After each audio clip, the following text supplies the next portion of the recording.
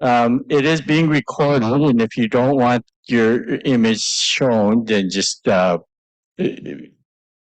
off your camera. Um, Thank you very much to the three, especially to Dr. Ken Tanaka for joining us today. We are here for the launch for the GEMS, the Introduction to Canadian Buddhism for Young People and the Young at Heart. My name is Grant Ikuta, and I'm the resident minister here at the Cecil Buddhist Temple. We have a couple more that just walked in, so we'll just let them have take their seat. And yes, so this is the global launch for GEMS, and welcome to the people that are here at our temple, as well as those that have joined by Zoom. And with that, so thank you to Dr. Tanaka, and also to John Negru, and also to Durgesh Kasparkar for joining us for this. And with that, I'll just pass it on to Dr. Tanaka.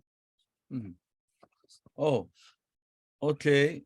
Well, I thought I was just a guest, and so you want me to be like a moderator? No. Okay. Well, anyway, I think I have been asked to read a passage or two from the book, so I will do that. But before that, I do want to thank Reverend Ikuta for holding this event, and to the temple, and to Durgesh and John, who made this book even better with their contributions. And so I just want to say, this book is, as many of you know, is based on a book that I wrote It's called Jewels, and it's for Introduction to American Buddhism for Youth, Scouts, and the Young at Heart. And but many years ago, when I went up to Canada and Vancouver, Greg Chor and a few other people whom I met, at that time I had begun to think about a book for young people, and this must have been 15, maybe 20 years ago. And finally I got the one done, Jewels, a couple years ago. And then I've always wanted to do one for Canada, because I knew that the experiences are somewhat different, and it turns out that when I went out, the last time I was in North America, as I was telling Durgesh, was the conference, the district conference, British Columbia conference at Kamloops in September of 2019. And that was my last trip to North America. I haven't gone back to California at all. And hopefully next year I'll be able to do that. But at that time I met Durgesh, and then I knew I couldn't write something. Well, if I had a lot of time, I would be able to write something decent for Canada, but I had other pots on the stove, so I asked Durgesh and to do the chapters for Canada, and he willingly agreed. And then when it came time to start looking for publisher, I contacted again Greg, and then Laura, and Bishop Aoki, and we had a session. And then Laura said, well, there's a Buddhist book publisher called Sumeru. And when I contacted John, everything clicked. And so when things go right, things go quickly. We all know in our lives, right? When things just don't move, that it wasn't meant to be. But this quickly came together. And also it was John who suggested the title gems instead of jewels. And when he said gems, I sent him an email, okay, JEM. And then later says, no, you don't spell a J, it's with a G. And I said, oh yeah, that's right. So anyway, that, and then I think we changed the subtitle a bit. I had for jewels, for youth, scouts, and the young at heart. But we changed youth into, for gems, we changed it to young people, and left out the scouts. And oh yeah, that another reason why the scouts is in there is because actually, now that I think about it, the initial discussion of this came from the Boy Scout group in the US. And they had asked me to see if I could write one for the, introductory book on Buddhism. And yeah, so that was the origin, at least, even though I've always wanted to do something, but they kind of gave me the stimulation. And so that was even, maybe 30 years ago. And so that's why I had to leave in, I had to, but I wanted to put in scouts. And so I think young people for GEMS is good. And it's, it catches a broader audience. Even if you say youth, maybe we're looking at people who are under 18, but if you say young people, it can even go up to, 60, like many of you. Because many people, well, no, actually, to cover people who are 60 or even 75, like myself, I had the third one, young at heart. And actually, I think more people over 60 will be reading this book than those who are younger than 30, because I've always found out that whenever you say it's for children, it's the adults who found it, accessible. So that was my motivation. But anyway, I don't want to talk too much. Maybe just 5 more minutes and do what Reverend Grant had asked me to do, which is to read a passage. But I don't want to read too much because it gets a little boring. But I do want to emphasize the cartoon that I have, at the front, page 7, of where a Buddhist monk-like person and a so-called Christian person is walking, and they're carrying a sign, and the Christian person is carrying a placard that says Jesus is coming, and then there's a Buddhist monk saying, kind of with a smile, Buddha here now. And I actually got this. It's not my creation like most of my jokes in here, which I hope most of you have appreciate the jokes and the humor, because actually I had wanted to write a book solely on using humor, but I just didn't have enough for a whole book. So this gave me an opportunity to really display and display, quote unquote, display or show all the humor and jokes that I have picked up throughout the years. And this is one of them. This actually was that I learned about it in 1997, when we had a Buddhist Christian conference in Berkeley. And I was one of the organizers when I was still at IBS as a young faculty member. And we had a conference of Buddhists and Christians coming together, and we had over 350 people gather. And then one of the reporters at San Francisco Chronicle, whom I knew about the conference. So in the San Francisco Chronicle newspaper, he put this cartoon. And some people at the conference picked it up the following day, and then it got passed around throughout the conference, and that was the talk of the conference, that everybody loved it. And so I kind of fell in love with it because it's so symbolic, in that, as I hear. So I read here. So this symbolizes for me the coming of age of Buddhism as a North American religion. This Buddhist is proudly and even in a challenging manner expressing Buddhist teaching on a equal footing with the Christian, holding a placard.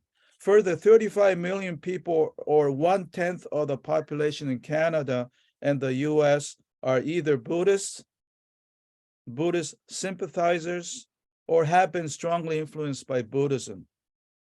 Of course, over the 35,000, the bulk of that would be the last group who have been strongly influenced by Buddhism. But Buddhists, those who claim to be Buddhists, are about 1%. And that's true in Canada and the US. And then I talk about, 35. So, however, this was not always the case for me. Growing up Buddhist in California in the early 1960s was not easy. There were very few Buddhists around, and many people looked at Buddhism as some Asian cult where followers meditated by staring at each other's belly buttons. So it was not easy being a Buddhist, young Buddhist in those days. Fortunately, things have changed enormously since then. Buddhism is today much more well-known, and as I was showing this book, it is now, quote unquote, North American religion and no longer just the religion of Asia. Further, there are now far more famous Buddhists, great books on Buddhism, and information available on the internet. Now, despite this, I feel there are very few introductory books for youth and young adults in Buddhism. That motivated me to work on an easy to understand introductory book for this audience. I feel I can accomplish this because of my own background of having been a Buddhist youth. Plus, I have raised 3 Buddhist young adults. So it's my strong wish to contribute to the well-being of North American youth who are Buddhists or are interested in Buddhism. So this book is not only for those whose families are Buddhist, but also for those who are personally attracted to Buddhism. So those are some of the background and motivation for writing the book. And so as you know, chapters 1 and 4 were written by Durgesh, and then and John did chapter 2, and they were able to do things that of course I would not have been able to do. So I'm so glad that the seed that I planted has flowered with the contributions by Durgesh and John. And I think before I forget, I do at the very end, in my epilogue, I write about my vision and my dream or wish for the young people. And I also talk about, I talk about climate change, which I am very, very concerned about. Of all the concerns that I have in the world, I think that is the most paramount. And I would like to, hopefully that will be attended to. And I'm glad to see that the younger generation is much more idealistic, or not idealistic, very concerned about it, as they should be, because it'll impact them. And then also I talk about how they all need to be happy, obviously, but hopefully my thesis, of course, is that through Buddhism and other true religions, that they can find the happiness that they would not otherwise. So, and I hope you liked on page 130, 163, John gathered all these, great photos from various Buddhist groups. But the one that I contributed was the one with the four ministers, Reverend Grant and Reverend Aoki and Reverend Miyakawa. And we're kind of goofing around. And if you can take a look at that, you can see how good time we were having. And I think this is the way it should be. I think the way to attract people is for people to see that you are happy, and that's the best way of drawing people in. Of course, we can't coerce people. We can't. I don't think just peddling doctrine to people is not always effective. You have to present it well, but to show that you yourself had been touched by the Dharma, that's the best testimony, in my opinion.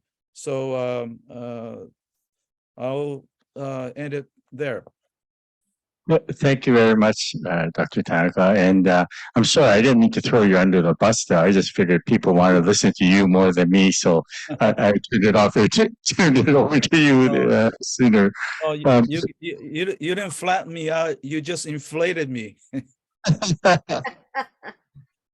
So thank you very much, Dr. Tanaka. And I'd like to just move on and have both Durgesh and John, since give their background and how they got involved with this project. And then at the conclusion of that, we'll have a panel discussion between the three of them as to how they see Buddhism, or where they see Buddhism going forward from here. So perhaps maybe we'll ask John's, since Professor John from the Submitted Press, if you can unmute yourself, and then you can give your contribution to the book. Thank you. Thank you. Yes, thank you very much to the Jodo Shinshu Buddhist Temples of Canada for supporting this book and making it available through your various temples. I think that's a wonderful thing. When Ken approached me about the book, I was very excited because I'm a big fan of Buddhism in Canada, Buddhist practice in Canada. And so, for example, I'm the fellow that manages the Canadian Buddhism.info directory with about 600 different Buddhist organizations in it, so that people can find those organizations. I feel a lot like Ken, that showing people that the experience of practicing the Dharma is way more powerful than just words on a page.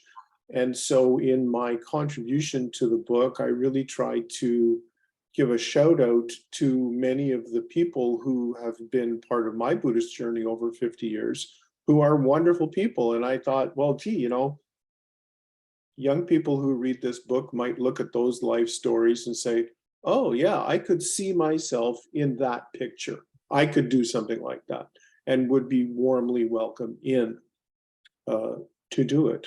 I think that one of the things I said recently to somebody else is that I would really like Canada, in terms of the Dharma, to be seen as a thought leader, not just an afterthought to what goes on south of the border in the United States. So I was particularly interested in banging the drum for Canadian Buddhist practice. And yeah, that's basically, I was thrilled to be involved. Thank you very much. And then now I'll ask, let me just find his picture here.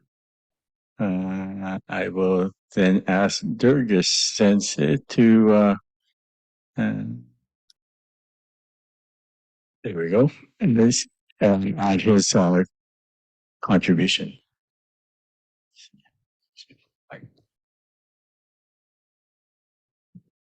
Thank you, Dr. Tanaka and John.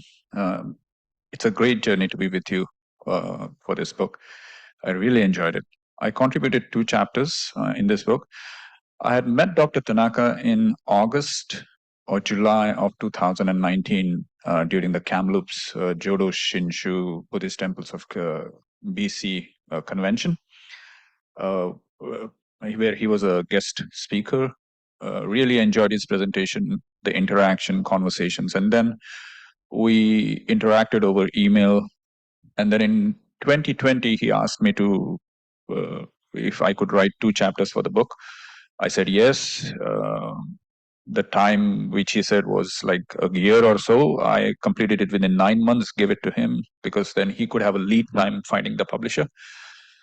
Then he looked out and he communicated with Bishop Aiki and Laura, and finally we came to John, and John took it over from there, and then he contributed another chapter with excellent photographs, and here we are. That's the long and the short of it.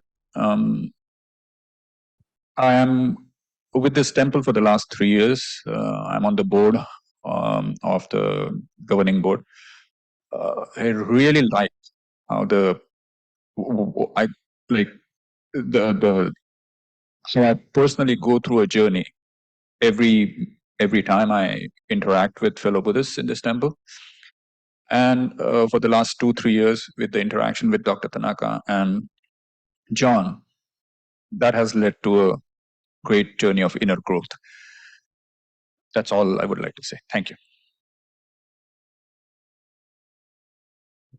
Thank you to John and Dr. Sensei, and let me add them to the spotlight now. So at this time, what I'd like to do is maybe start with Dr. Tanaka to give his thoughts on what he might think or the future holds, and how how you think, or what you see coming out of the pandemic, I guess, for maybe even Japan, US, and Canada. You know all 3, so maybe if you could give your thoughts on that, be appreciated. Okay, well, Japan and North America are quite different, obviously.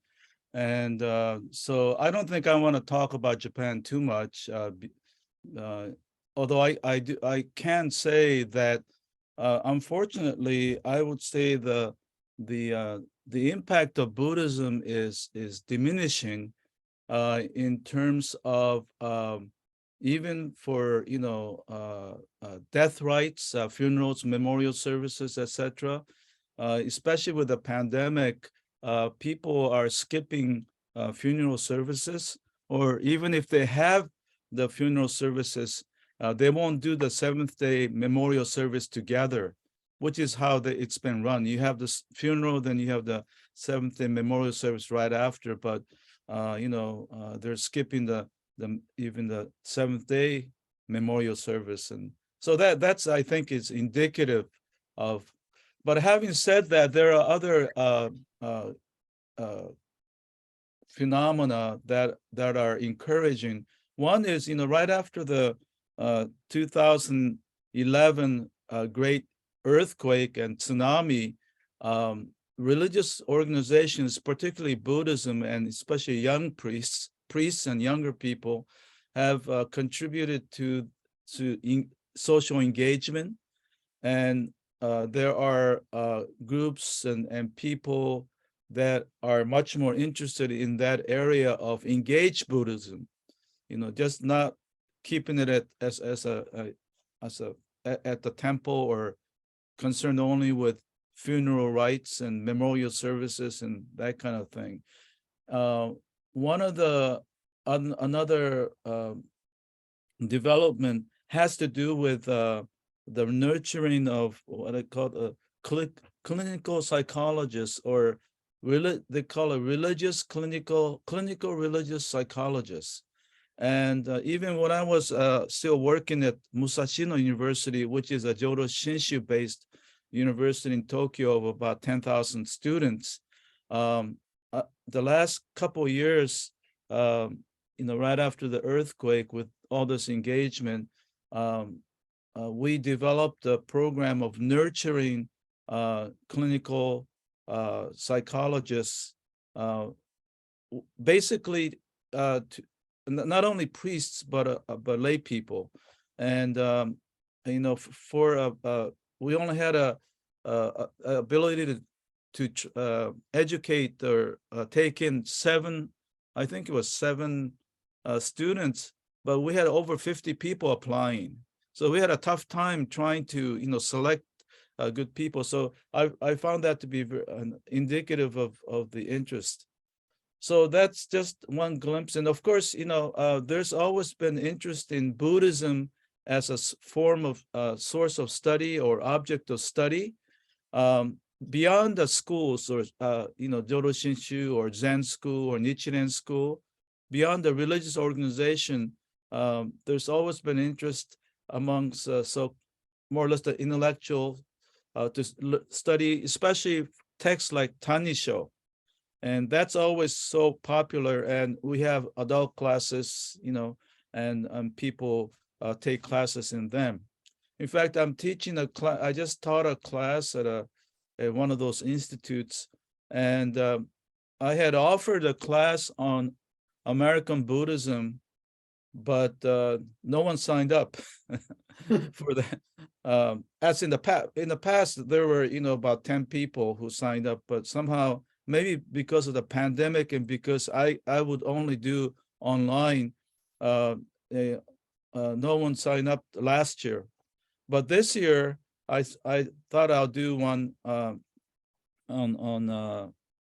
Tanisho, and then I had over 15 people sign up for an entire course. That's a large, So it goes to show the popularity of Tanisho, which is not, which is trans-sectarian. It's considered, a religious classic for the Japanese religion, and so that's example. And then there are a lot of books on Buddhism, of course, written by non-priests as well, academic books, of course. Okay, so that's Japan, and as far as North America, there's so much I can say about it. Of course, I have written a book in Japanese on American Buddhism, and that's been very, how should I say? It's given me an opportunity to relate to people other than Jodo Shinshu Buddhists. As you know, Japanese Buddhism is very sectarian. You would very rarely would you have a Shin Buddhist being invited to a Nichiren Buddhist temple, vice versa. And so, but I have been, people know I'm a Shin Buddhist, but because of the book on American Buddhism, I've been, able to, been invited to Nichiren groups and Zen groups, and even Zen. Yeah, once I talked about American Buddhism to a group of novice monks or priests at the Zen temple, Soto Zen, and I was kind of taken aback. There are about 200 priests all sitting in, seiza, the Japanese style, stern-faced and as if they're doing meditation, but they're all listening to what I have to say. And it was quite a different group from the Jodo Shinshu group, and so it took me a little while getting used to it. But anyway, I'm just giving you a glimpse of how talking about American Buddhism has given me an opportunity to talk about, opportunity to meet other Buddhists. And in fact, I'm not really a specialist, but in Japan, I'm the voice of American Buddhism, and And that's given me an opportunity to actually, I was invited for a documentary, 1-hour documentary, basically on my life and what I've done, and on NHK documentary called Kokoro no Jidai, the period or time of the mind. And that's where they handle all these spiritual and religious issues.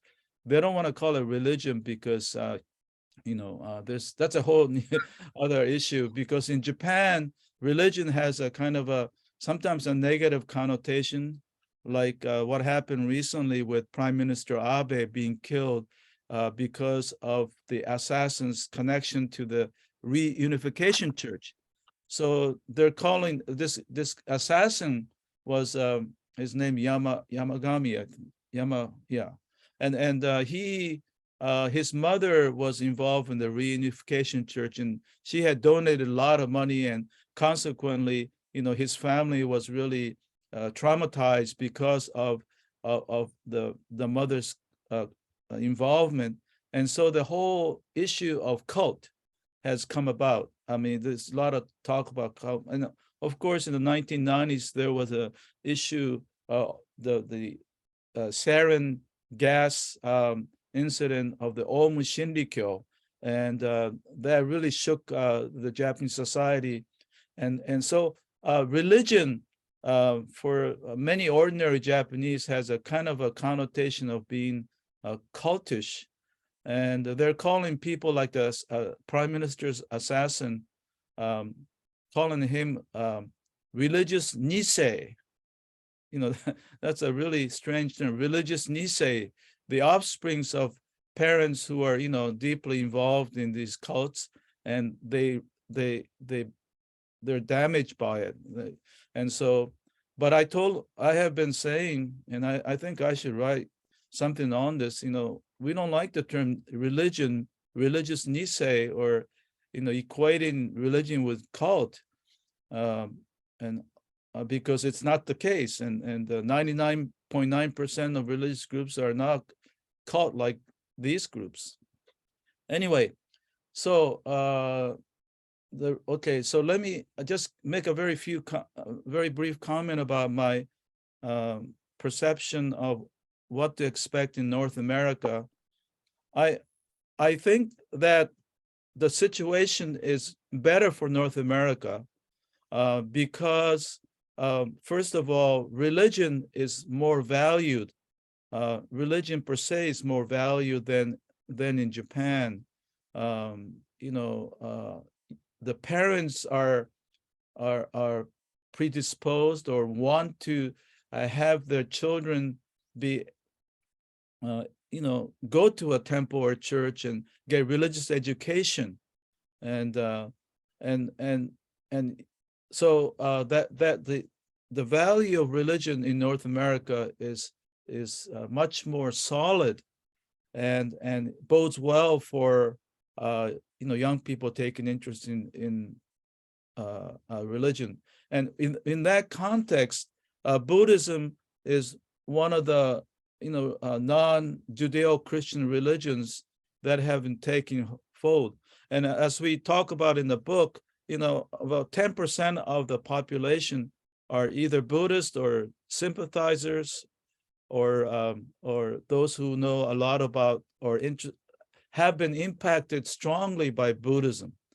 And so we're talking about 10% of the population, which was unthinkable when I was young, growing up in California, that in those days, only Buddhists were Japanese Americans and a few Chinese Americans, and that's it, And actually, I don't talk about it in the book, but in the other book, maybe I did, in Jewel's, no, I didn't. I remember when I was in junior high school, being asked by someone, said, "What's your religion?"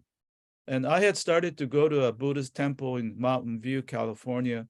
So when I was asked, "What's your religion?" I didn't have the confidence to say I'm a Buddhist. So I distinctly remember, even now, saying, "Well, I go to a church in town." So you see that nuance. I didn't say a temple. Actually, in those days, we didn't say temple very much. It was all church. And so, but I emphasized, I said church, I don't go to church. And I didn't say which church. And, you know, and I didn't say I was a Buddhist. I said I went to a church. So that's my my experience. And so compared to that period, you know, things have changed so much, like as evidenced by the cartoon that I showed. And now with the popularity of meditation, which is, by the way, in my opinion, the biggest reason why Buddhism is popular. I mean, people who who take interest in Buddhism have done so because of their interest in meditation. And now something else just popped up in my head is that therein lies a difference between so-called heritage Buddhist temples, like, you know, Jodo Shinshu temples. And I remember Reverend Ryo Imamura, I would like to get in touch with him. He's been, many of you know him. He actually lives in Toronto now. But anyway, he made a kind of a humorous comment. He says, well, we in the Jodo Shinshu temples in Canada and America, in the US, we gather, we sit together, we come together, we eat together, and we smile.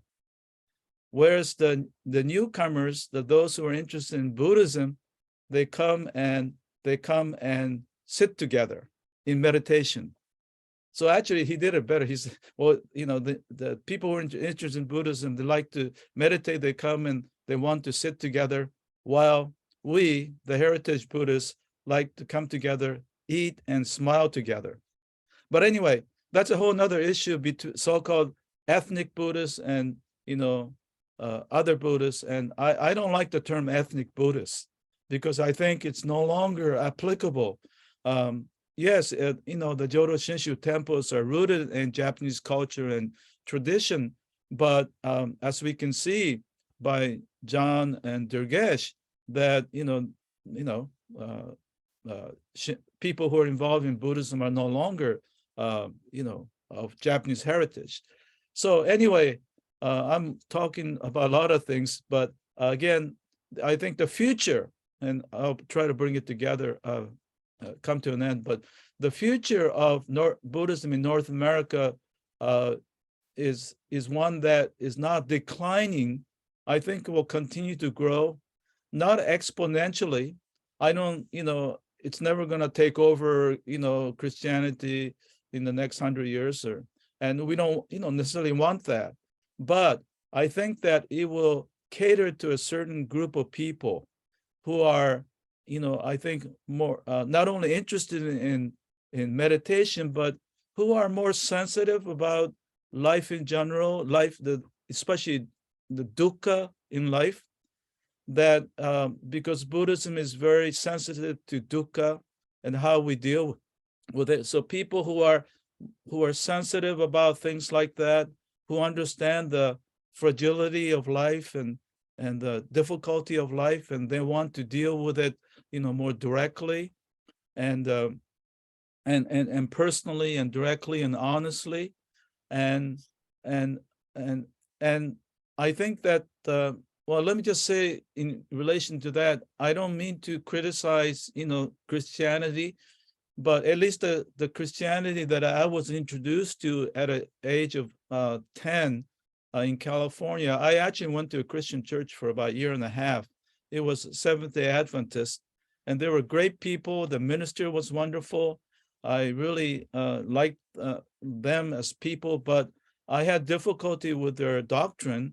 Basically, the notion that God created everything, and then I look around and there's so much suffering. And how do you deal with the discrepancy? That's the issue of theodicy. How do you make compromise the discrepancy between all-loving God, all-powerful, all God creating everything, but around us there's so much suffering. Of course, it's not all suffering, But that was one of the main reasons that when I had an opportunity, when I moved to another part of town to attend a Buddhist temple, I went there and I felt so comfortable. And there are two reasons. So one was, of course, I think that even though the Seventh-day Adventist church that I attended were basically Japanese American Seventh-day Adventists, so but at the Buddhist temple, I continued to have the ethnic dimension, and which was a solace to me because I am not a regular third generation because I was born in Japan, and my mother was a second generation Nisei, born in Hawaii. But when I came to the U.S., went to the U.S. at age 10, I didn't speak any English, and so and there was a culture shock, and so that's why I think I needed a kind of a cultural and ethnic surrounding that made it comfortable. So I would also want to say something to so-called people who are not of Asian background, that Buddhist temples do serve an important need for Asian Americans who need it. Less and less people do. Even my children, they're Buddhists, but they don't really need the Buddhist temples like my generation did. And that's a good thing in that, the societies have opened up, and they're able to assimilate much more fully. And but at the same time, there are people who gravitate to Buddhist temples because of that need. And so I always talk about the big tent. The future of say Jodo Shinshu Buddhism should be like a big tent. That the big tent was supported by a center pole that was ethnic in nature, cultural and ethnic. And so only for Shin Buddhism, only Japanese Americans felt comfortable being under the tent. But we should continue to have the big tent, but the center pole should not be made of culture and ethnicity, but it should be composed of Dharma. And so the tent, a big tent that can accommodate people with different needs. And I often talk about B Buddhists. B stands for things like basketball Buddhists, bazaar Buddhists, bingo Buddhists, even board Buddhists, board Buddhists. I always find that the people who help out on the board, not you, Durgesh, but they're mostly concerned with buildings, and they hardly ever come to the services. No, I'm not all of them, of course, but the tendency is there. And so board Buddhists, basketball Buddhists, bingo Buddhists, bazaar Buddhists, I even call them burial Buddhists, who join the temple because they want to make sure that there's a temple that will take care of them after they die or they have their funeral, And so I think we can have room under the big tent under the B Buddhists, but we should be clear that the central core, the purpose is Buddhist for the Buddhist Buddhists, and everyone should try to honor them. And because sometimes we think that people who are really interested in people who are really interested in Buddhism at the Buddhist temples are a bit weird. I mean, that's crazy. No, I'm exaggerating, but So anyway, Can I be a budding in Buddhist? yes, I good. Okay, now we got a new one. would like to give John and Durgis a bit of time to talk as well. Yeah, okay, good. Yeah, I was losing my train of thought because I spilled my gut about a lot of things. Anyway, okay, sorry, good. Maybe I'll ask John to talk about what's happening in his area, which is it Ottawa or is it Toronto? Ottawa. So maybe your thoughts on how you see Buddhism developing out east, and what you think can happen coming out of the pandemic. Thank Well, you. thank you, Reverend Akuta. This is actually a topic that I've been harping on since before the pandemic. Just before the pandemic hit, I was in Toronto for a conference at U of T, and the title of my talk was Teaching the Buddhism of the Future, Not the Past. And basically, I'm a retired high school teacher and technological design teacher, and a lot of what I was teaching my students was project management, strategic foresight, and so on. So basically, I said, as far as the future is concerned, you can't really predict what a Buddhist response to the future is going to be like until you know what the future looks like or what some possible scenarios are. And given, as Ken was saying, that the focus, the purpose of Buddhism is to relieve dukkha, we need to look at what the dukkha of our world is going to be in the future and what it is now. So I see the environmental crisis, I see biodiversity loss, I see the breakdown of civil society, the pandemic, obviously. And it looks like, based on the bamboo nature of humans, that we are not really going to get it together to solve these problems. We are in for a future which is going to involve a tremendous amount of trauma. Our planet realistically can sustain about 2.6 billion people. We now have 8 billion people, and it looks like it's going to be pretty grim. So to me, the role of Buddhist teachers really has to go beyond just sort of replaying Buddha's greatest hits and actually addressing the needs of our congregations and constituents and communities. And so I applaud things like Manuel College at the University of Toronto starting a new program, Master of Buddhist Pastoral Studies, to train more Buddhist teachers to get out of the Sangharama and into places like hospitals and prisons and social work, psychology, and so on and so forth. And that's where I see a lot of change about to happen in the future in Buddhist practice, well, really globally, but I can speak more authoritatively about what's happening in Canada and the United States. And I'm very encouraged to see that there are more places that are embracing green Buddhism, embracing engaged Buddhism, and really trying to push the envelope in those areas. Because as I joke to some of my environmental activist colleagues and friends, I say to them, the world is changing, and if Buddhism isn't able to directly address some of the challenges that we face right now, then Buddhism is going to be seen as something that's largely irrelevant. And we can see some of what that might look like in modern Japan.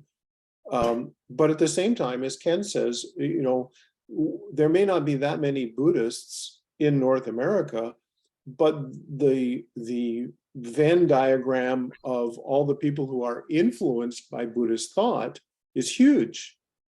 And so that's a really good thing, I think. I was particularly excited to do this book because it is for young people. I feel a lot of what I'm doing in my life right now is just leaving breadcrumbs in the forest for future generations who are going to come after us and wonder, well, what is Buddhism?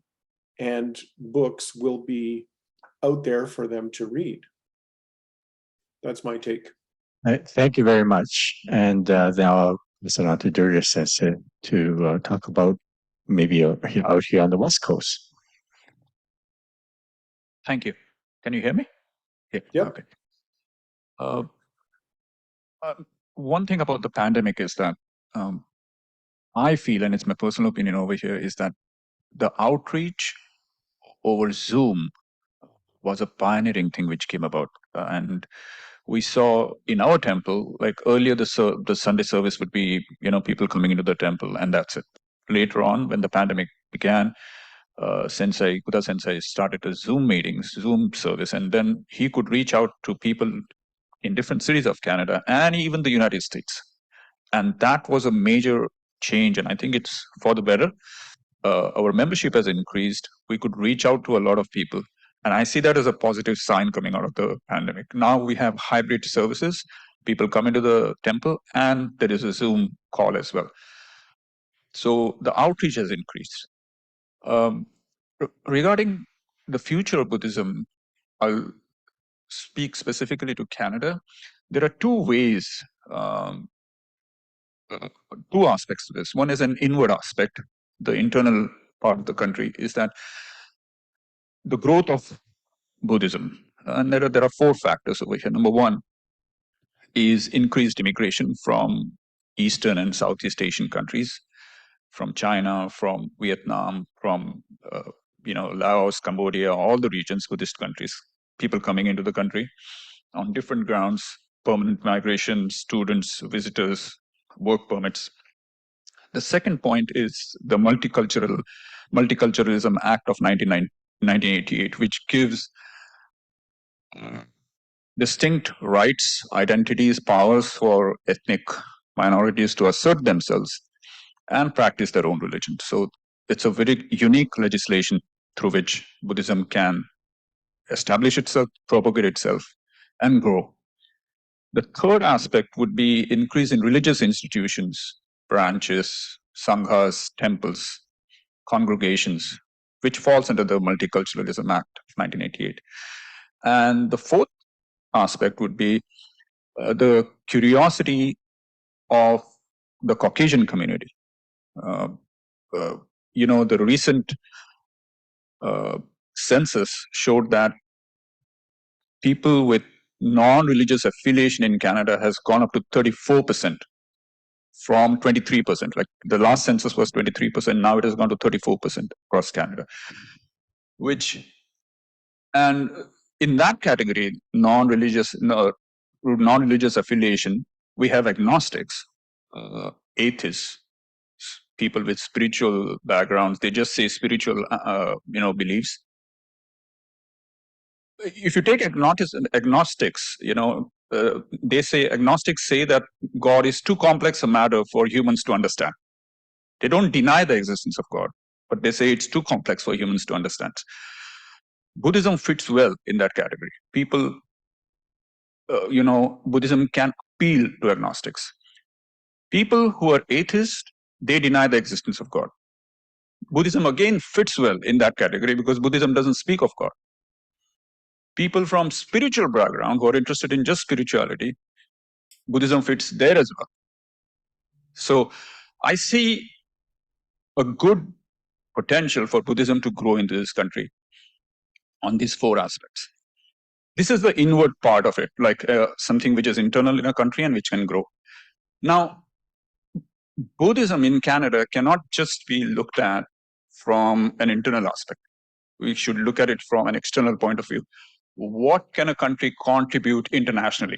Now, if you look at Dr. Tanaka, he's sitting in Japan, but he has worked on books in the United States and Canada. I see that as a strength of Japan, the capacity of that country to give outside or contribute outside. So what can Canada contribute or has already contributed outside? That is the strength of Canada.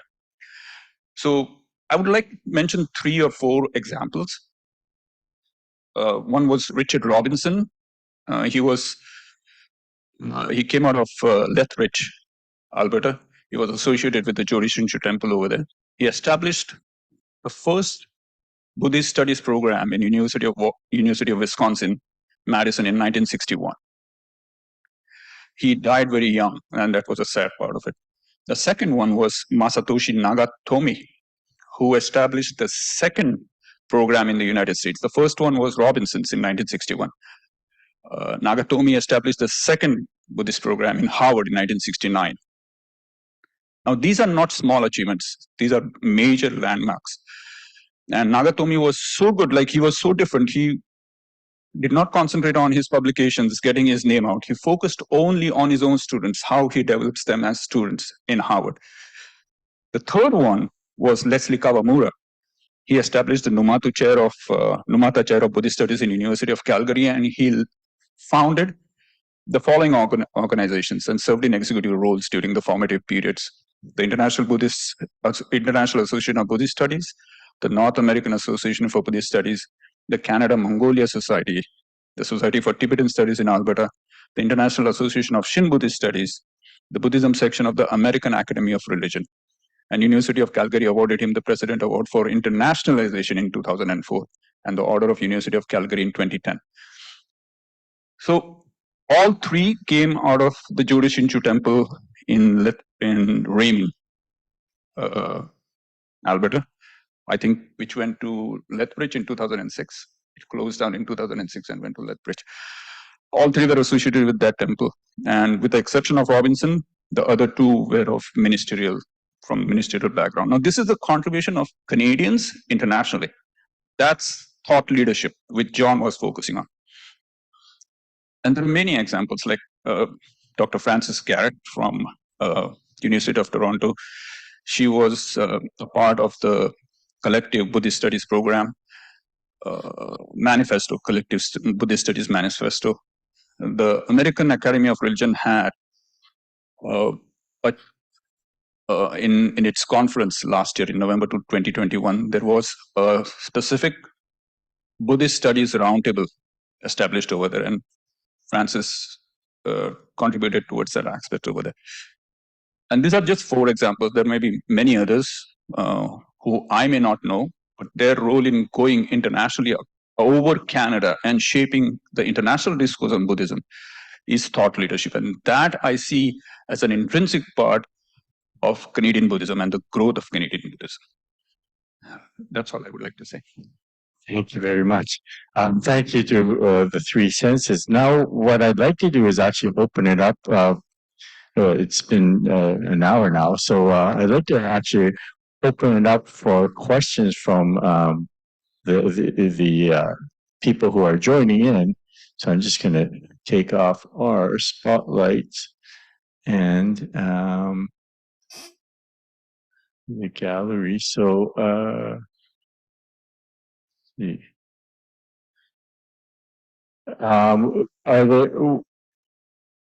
I'll do a speaker, and then whoever. Oh no, gallery would be better, I guess. Any questions or comments that you would like to add to this, to the discussion? If not, I point out people. I see Jessica's on, and Jessica's always not lacking for input. So, Jessica, did you want to chime in something? I just wanted to express my appreciation to Professor Tanaka and to his 2 co-authors who I've met at conferences and various things over the years. And it's just so great to see a volume that is not necessarily kind of a full academic study of Buddhism in Canada or Buddhism in America, but something that's actually by and for Buddhists in Canada, which I think is, they're too rare. They're too rare. So that's a really nice feature of this current volume. I'm interested in pretty much all the things that our authors have spoken of, and it's just really great to have this book come out. So not so much input or a question, but just an expression of gratitude. If I were to ask a question, maybe I can get things going, I would say, where did you find Buddhism in Canada that surprised you? Where did you find Buddhism in Canada that surprised you? Is that correct? Okay. So, any of the authors want to chime in, or doesn't have to be? It could be anybody else.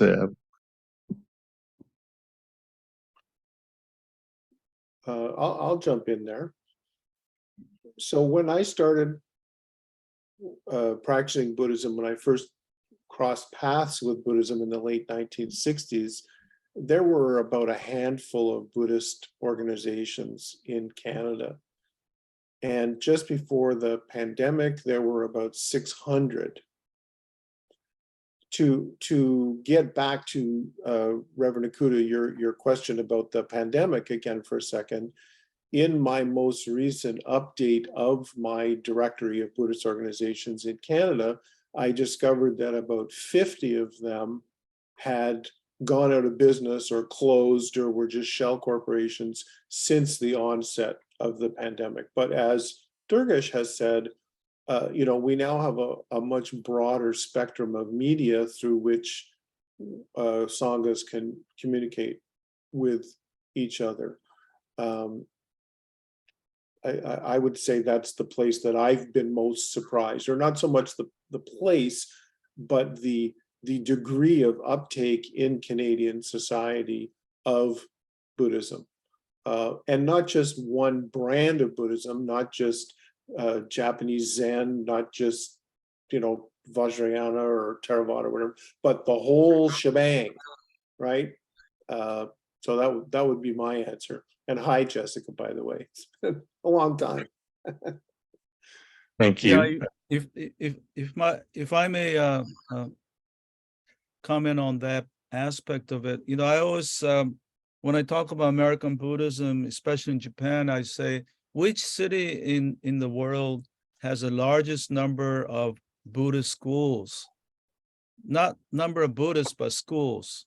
And it's not Kyoto, it's not Taipei, it's not Bangkok, it's, Los Angeles, or, San Francisco Bay Area, or Vancouver, or Toronto, especially in Los Angeles, probably the largest. You have over 100 different schools, and that is found outside of Asia. And that's the fascinating part of it. And so I was talking about when I was a kid back in the 1960s, and it would be unthinkable that Buddhism of all stripes have developed in North America like this.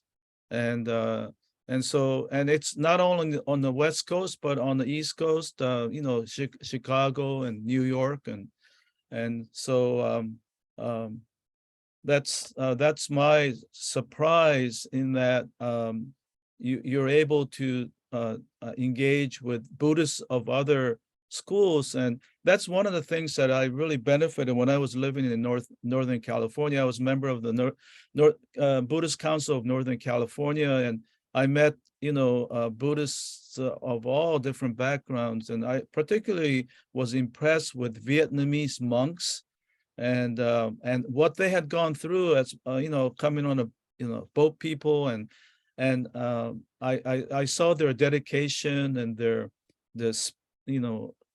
enthusiasm for the Dharma, and I learned a lot from them, and that's because they were not only Shin Buddhists, but they showed you another side of things.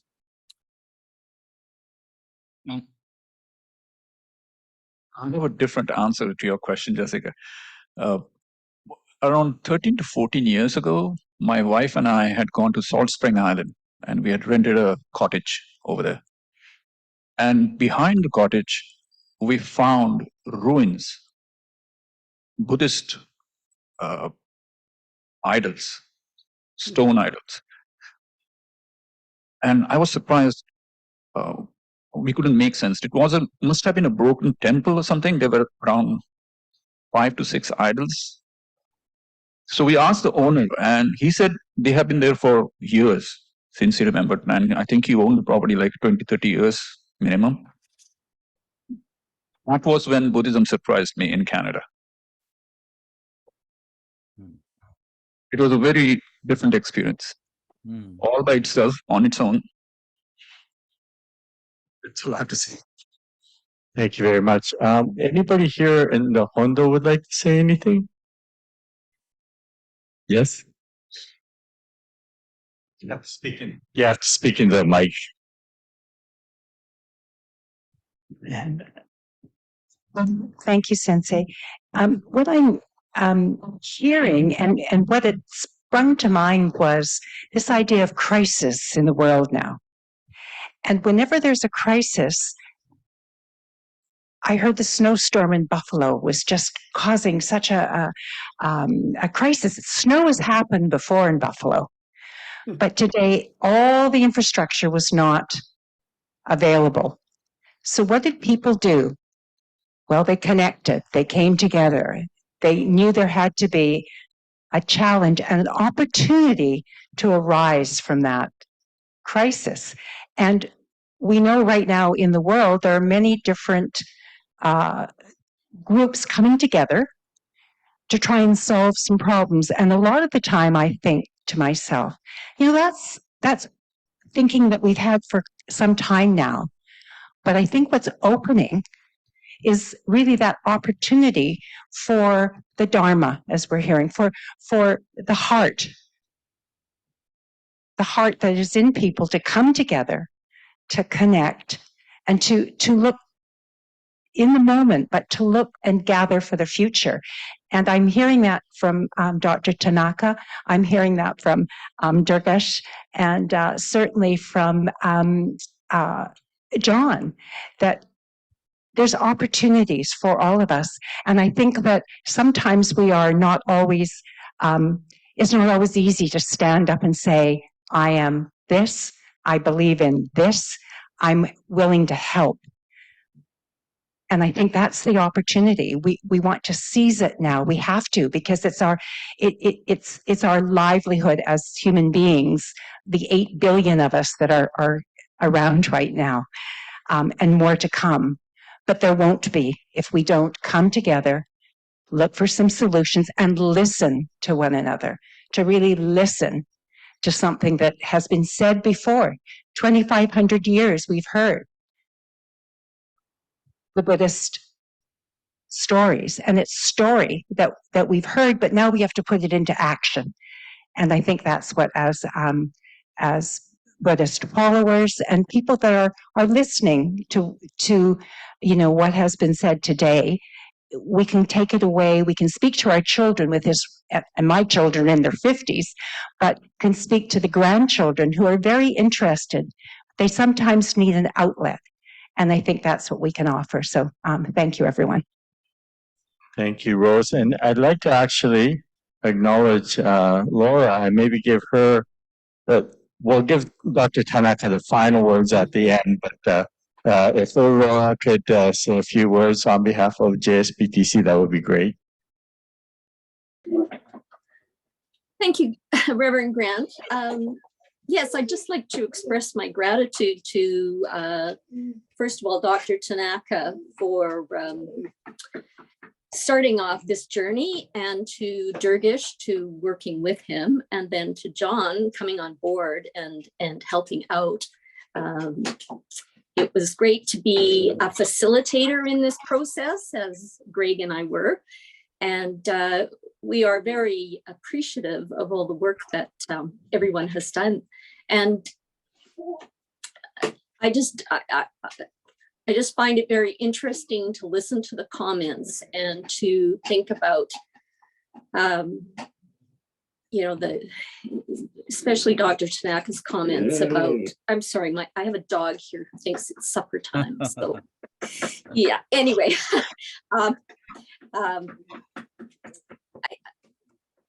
perhaps I'll stop there. I just thank you very much. And I am very appreciative of everything that you have done. Thank you. Thank you very much, Laura. And finally, we'll give maybe the last words to Dr. Tanaka, if that's okay with you.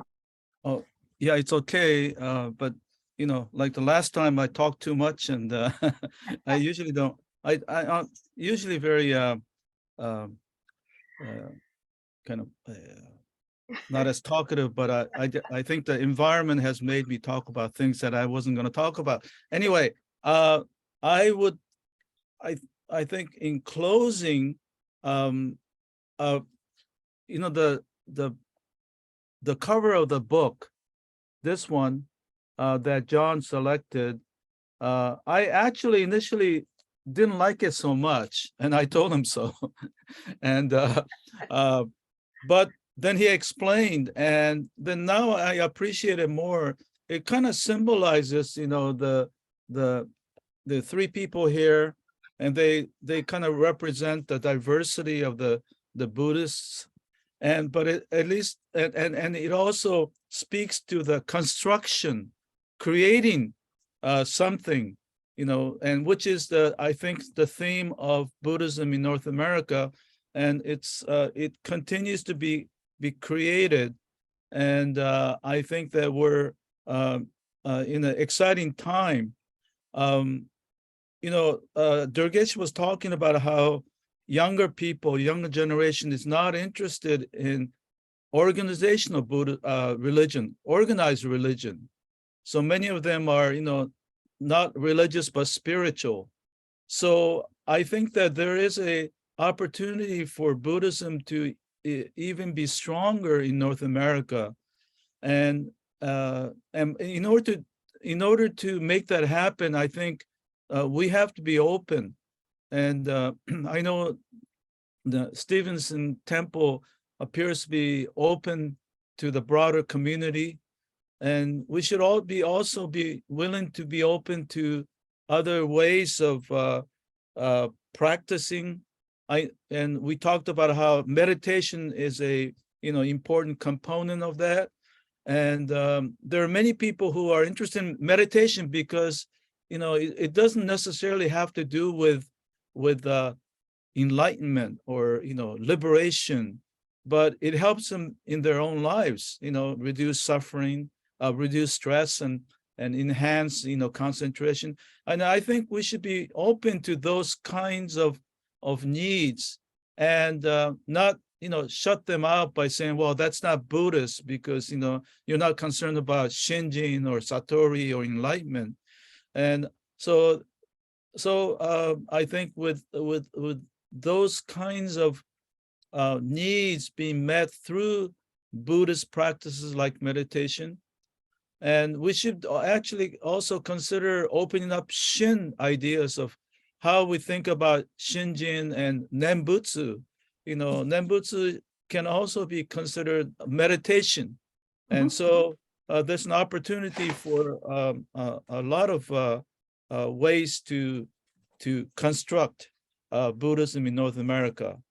And finally, I hope no one talked very few people made reference to a sense of humor, which in the Jewels book, I have a subtitle,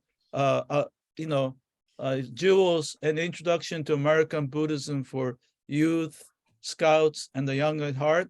And another subtitle is with a bit of humor. And so I think that a bit of humor represents a form of non-attachment. We often say, don't take yourself too seriously. And I think humor can do that. And I think that may be another contribution of North American Buddhism to the greater Buddhist movement in the world, making sense of humor. So with that, I want to thank Reverend Ikuta and opportunity to launch this book, and of course to thank John and Durgesh for joining in and producing this wonderful book.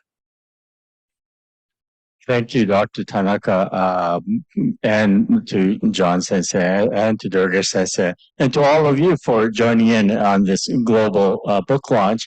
If you're near a temple, it's easy to get a copy of this book.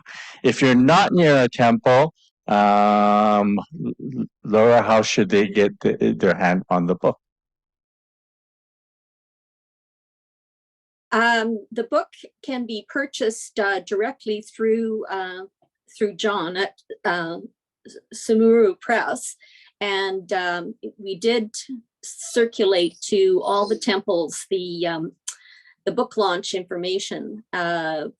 So I guess if anybody needs it, we can certainly send it again, or you can just check Sumuru Press's webpage, and you can order it directly John. It's available everywhere. You can get it on Amazon. You can get it at Indigo Chapters. It's it's everywhere. Oh, good, good. I just want to add one more point, if I can, in response to what Jessica asked, and what you just mentioned, Laura. So I sent out email invitations to about 380 Canadian Buddhist organizations to tell them about today's event. One person emailed me back to say thank you, but they aren't here. And of those, all those other people, essentially nobody has showed up.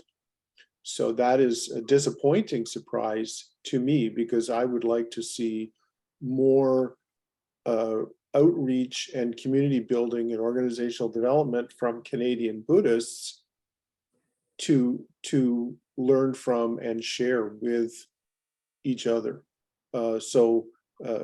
Yes, the opportunity is there, as I believe her name was Rose was saying, but we really have to step up. We have to do it. And that's sort of where the future goes. Anyway, that's my 2 cents worth. Thank you very much. I wanted to end up on the note of humor, as Dr. Tanaka had mentioned, and I just wanted to share with him. We have a Satan that at that time it was still the Buddhist Church of Canada, BCC, had produced, and I was asked to proofread it while I was going through my master's program at Ryukoku University, because it was being printed in Japan. Well, being a university student, I was not too careful at proofing, and it's been the bane of my existence since, because in one of the translations of the Junirai, there was a passage, thus I prostrate myself before Amida Buddha. About halfway through the Junirai in our Canadian Seitan, it says, thus I prostrate myself before Amida Buddha. So it's been a bane of my existence, and we all have to take it with a grain of salt, or be able to smile at yourself. So thank you all again for joining us, and please get a hold of a copy. And for those of you here, I think Durgis is willing to sign the copies here. So thank you very much, all of you. Thank you, Dr. Tanaka Sensei. Thank you, John. Hey, good to see Thank you. you very Take much. care. Enjoyed Bye-bye. Bye-bye. It is Thank recorded you. in the Thank you very much. on our website, just to let you know. Thank you. Thank you very much. Thank Thank you, you. Ken. Thank you, Bye, Dr. Sensei. Ken. Yeah, take Bye. care. Bye. Take care. Good to see you. Yeah, nice to see you.